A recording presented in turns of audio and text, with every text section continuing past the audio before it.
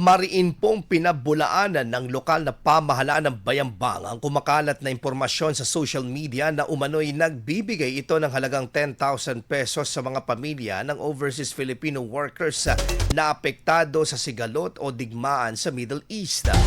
Sa inilabas na abiso, nilinaw po ng LGU na hindi totoo ang balita at wala itong programa para sa pamamahagi ng pinansyal na ayuda sa nasabing halaga para sa nasabing layunin.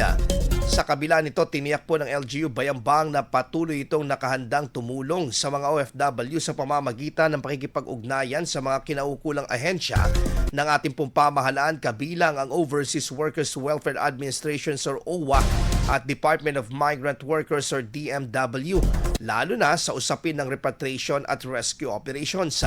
Hinimok din ng mga lokal na pamahalaan o hinimok ng lokal na pamahalaan ang publiko na maging mapanuri at huwag agad maniwala sa mga impormasyong kumakalat online. IFM News. IFM News. IFM News.